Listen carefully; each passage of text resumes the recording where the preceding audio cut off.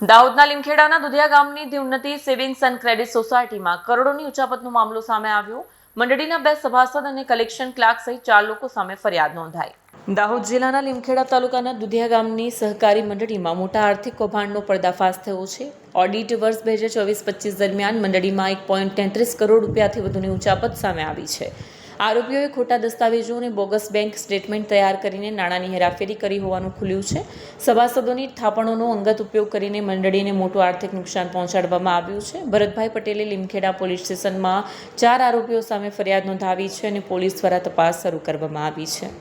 લીમખેડા તાલુકાના દુધિયા ગામ સ્થિત ધી ઉન્નતિ સેવિંગ્સ એન્ડ ક્રેડિટ સોસાયટીના તારીખ 1/4/24 થી 31/3/25 સુધીના હિસાબોના સ્પેશિયલ ઓડિટમાં 1,33,30,102ની ઉચાપત થયેલાનું ધ્યાને આવતા જિલ્લા રજિસ્ટ્રાર શ્રી સહકારી મંડળીનાઓની સૂચના મુજબ ક્રેડિટ સોસાયટીના વર્તમાન સેક્રેટરીએ ભૂતપૂર્વ સેક્રેટરી તથા કલેક્શન ક્લાર્ક તથા અન્ય 2 સભાસદો વિરુદ્ધ લીમખેડા પોલીસ સ્ટેશન ખાતે ફરિયાદ આપેલ હોય, જે ફરિયાદ લીમખેડા પોલીસ સ્ટેશન ખાતે BNSની અલગ અલગ કલમો હેઠળ નોંધી લેવામાં આવેલ છે।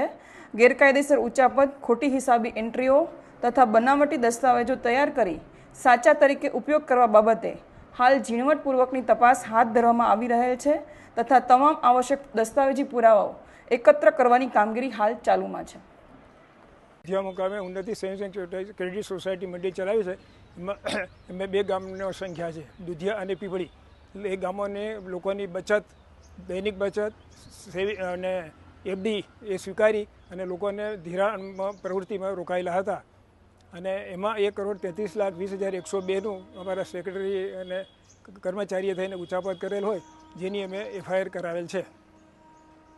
આપનું નામ? ભરતભાઈ જસભાઈ, દુધિયા। વિડીયો જર્નાલિસ્ટ દર્શન સોતરિયા સાથે સજા TV ન્યૂઝ, દાહોદ।